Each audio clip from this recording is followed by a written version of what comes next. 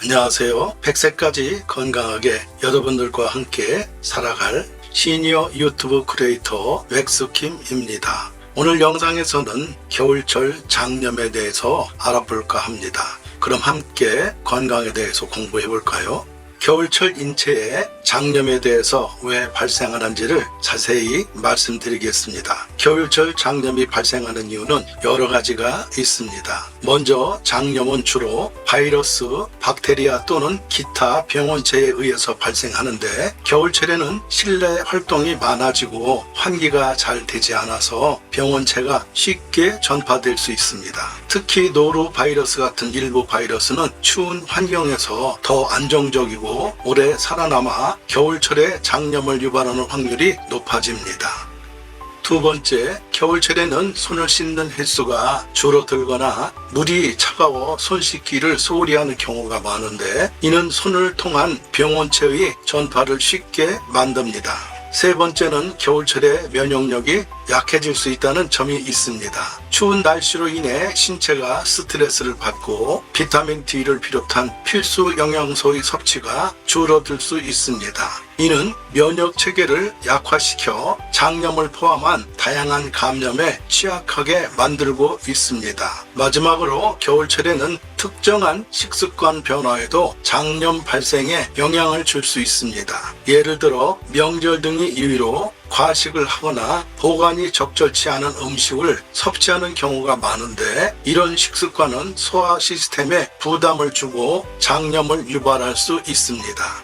이런 여러 가지 원인들이 겹치면서 겨울철에 장염이 더 자주 발생하는 경향이 있습니다. 그렇기 때문에 겨울철에는 개인 위생을 철저히 하고 면역력 강화에 신경을 쓰며 음식 보관과 주의를 기울이는 것이 중요합니다. 노루바이러스와 로타바이러스는 두 가지 다른 바이러스이지만 둘 다 급성 위장염을 일으키는 주요 원인 중에 하나입니다. 각각의 특징에 대해서 자세히 알아볼까요?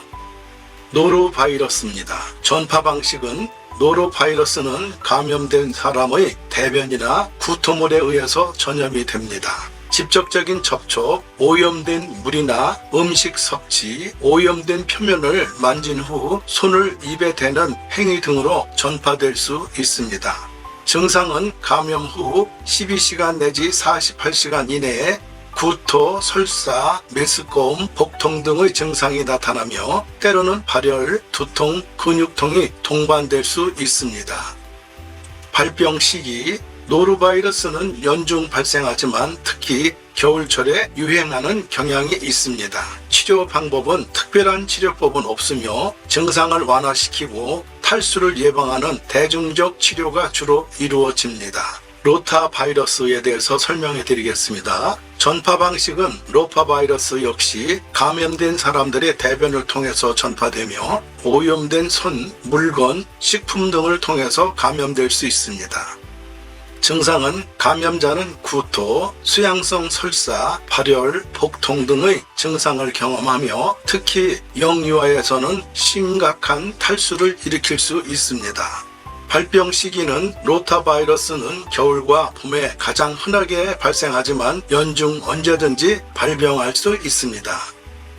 예방 및 치료에 대해서 말씀드리겠습니다. 로타바이러스 감염은 백신으로 예방이 가능합니다. 치료는 탈수를 방지하기 위한 충분한 수분 섭취와 대중치료가 중심적입니다. 이 두 바이러스 모두 감염된 개인의 철저한 개인위생 관리와 환경소독이 중요한 예방책입니다.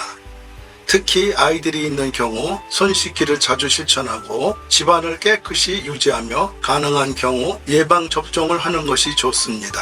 만약 장염 증상이 나타나면 빠르게 수분과 전해질을 보충하고 필요한 경우 의료진의 도움을 받아야 합니다.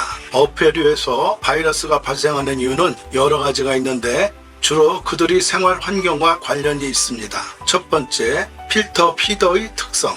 어패류, 특히 구리나 조개 같은 어패류는 필터 피더로서 물을 걸러내며 먹이를 섭취합니다. 이 과정에서 바이러스, 박테리아가 기타 미세한 유기물질을 함께 섭취하게 되는데요. 만약 그들이 사는 물이 오염되어 있다면 이러한 병원체들이 어패류의 조직 내에 축적될 수 있습니다. 두 번째, 수질 오염입니다. 인간의 활동으로 인한 수질 오염은 어패류가 바이러스에 노출되는 주요 원인 중의 하나입니다. 노로바이러스, 로터바이러스, 헤파티티스 A 바이러스 등이 오염된 하수와 함께 바다로 유입되면 이 바이러스들이 어패류에 의해 걸러져 축적될 수 있습니다. 세 번째, 온도 조건입니다. 바이러스는 특정 온도 조건에서 더 잘 살아남고 번식할 수 있습니다. 대부분의 어패류는 차가운 물에서 살며 많은 바이러스들이 저온에서 더 안정적이고 오래 살아남을 수 있습니다. 그래서 추운 겨울철이나 차가운 물에서 잡힌 어패류는 바이러스에 더 오염될 가능성이 높습니다. 네 번째, 인간의 영향. 어패류가 잡히는 해역 근처에 인간의 활동이 많은 경우, 특히 하수 처리가 제대로 이루어지지 않은 지역에서는 바이러스 오염이 더 심할 수 있습니다. 이는 어패류를 통한 바이러스 전파 위험을 증가시킵니다. 다섯 번째, 감시 및 관리 부족. 일부 지역에서 어패류의 안전성을 확인하기 위한 충분한 감시 및 관리 체계가 구축되어 있지 않을 수 있습니다. 이로 인해서 오염된 어패류가 시장에 유통되고 소비자에게 도달할 가능성이 있습니다.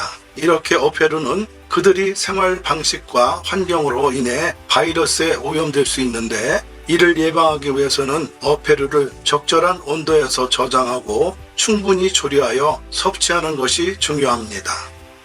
또한 어패류를 취급할 때는 개인 위생을 철저히 하고 오염 가능성이 있는 해역에서의 어업 활동을 관리하는 것이 필요합니다. 장염이 발생했을 때 치료는 주로 증상을 완화하고 합병증을 예방하는 데 초점을 맞춥니다. 아래는 장염 치료와 관련된 몇 가지 주요 사항들을 말씀드리겠습니다. 첫 번째, 수분 섭취입니다. 장염으로 인한 가장 흔한 문제 중 하나는 탈수입니다. 설사와 구토로 인해 체내 수분이 급격히 손실될 수 있으므로 충분한 수분 섭취가 중요합니다.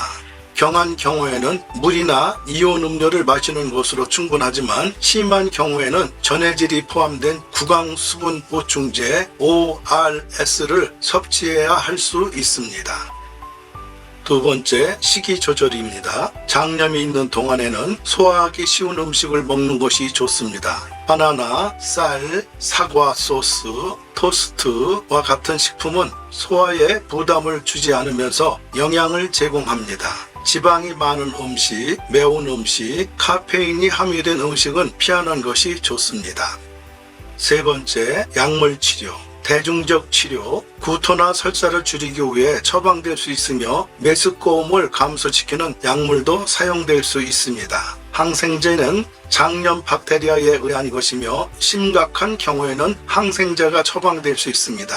그러나 바이러스성 장염에는 항생제가 효과가 없습니다. 장운동 조절제. 때때로 설사를 줄이기 위해 사용되지만 일부 경우에는 권장되지 않을 수 있습니다. 네 번째, 휴식입니다. 장염으로 인해 몸이 약해질 수 있으므로 충분한 휴식을 취하는 것이 중요합니다. 휴식은 면역 체계가 회복하는 데 도움을 줍니다. 다섯 번째, 의료 전문가와 상담. 증상이 심하거나 며칠 이상 지속되면 의료 전문가와 상담하는 것이 좋습니다. 특히 노인, 어린이, 기존 건강 문제가 있는 사람들은 탈수와 같은 합병증 위험이 더 높기 때문에 주의가 필요합니다. 장염이 의심되는 경우 집에서 할 수 있는 일들을 시작하면서 상태에 변화가 없거나 악화된다면 즉시 의료기관을 방문하는 것이 좋습니다. 예방적 조치로서 음식을 안전하게 취급하고 개인 위생을 유지하는 것이 중요합니다.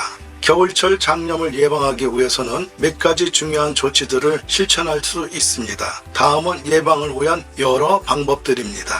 첫 번째, 손 씻기입니다. 규칙적으로 손을 씻는 것은 바이러스 및 박테리아 감염을 예방하는 가장 효과적인 방법 중 하나입니다. 특히 특히 화장실 사용 후, 식사 전, 음식 준비 전후, 외출해서 돌아온 후에는 반드시 손을 씻어야 합니다. 비누와 물로 최소 20초 동안 손바닥, 손등, 손가락 사이, 손톱 및 등을 꼼꼼히 씻는 것이 좋습니다. 두 번째, 음식물 안전. 식품을 안전하게 취급하고 특히 육류와 해산물을 다룰 때는 조리 과정에서 10분 주의를 해야 합니다. 고온에서 충분히 익혀서 모든 병원체가 사멸하도록 하고 익히지 않은 음식과 구분해서 저장하세요. 고온에서 충분히 익혀서 모든 병원체가 사멸하도록 하고 익히지 않은 음식과 구분 저장을 하세요. 식품을 보관할 때는 날 것과 조리된 음식을 분리하고 적절한 온도에서 보관해야 합니다.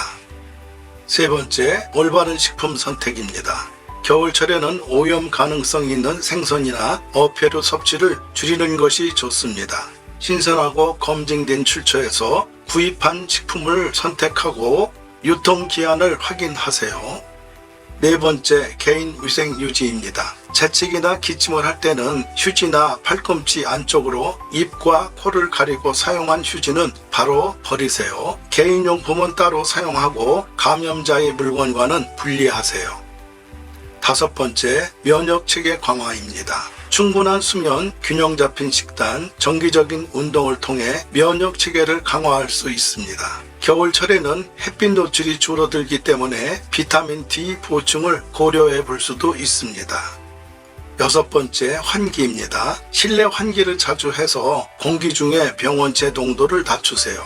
특히 사람들이 많이 모이는 장소에서는 정기적인 환기가 중요합니다. 일곱 번째, 백신 접종입니다. 가능한 경우 로타바이러스 백신 등 예방 가능한 장염에 대한 백신을 접종받는 것이 좋습니다. 여덟 번째, 주의 깊은 관찰입니다. 장염 증상이 나타나면 즉시 대처하고 필요하다면 의료기관을 방문하세요. 이러한 예방 조치들은 겨울철뿐만 아니라 1년 내내 장염을 예방하는 데 중요합니다. 개인 위생을 철저히 하고 식품 안전을 실천함으로써 감염의 위험을 크게 줄일 수 있습니다. 여러분 잘 보셨나요? 저는 이 영상의 제작자 맥스킴입니다. 팩트에 기반한 유익한 정보만을 선별해서 전달하려고 노력하고 있습니다. 저는 48년생 시니어 유튜브 크리에이터로 매일 촬영하고 편집한 영상을 업로드하고 있습니다. 여러분들이 구독을 눌러주시면 저에겐 다음 영상 제작에 큰 동력이 됩니다. 그리고 아직까지 구독 버튼이 빨간색이면 구독이 안 되었으니 엄지 모양의 좋아요와 구독 버튼을 꼭 눌러주시면 감사하겠습니다. 오늘도 건강하고 즐거운 하루 되시길 바라며 항상 행운이 함께 하시기를 기원합니다. 감사합니다.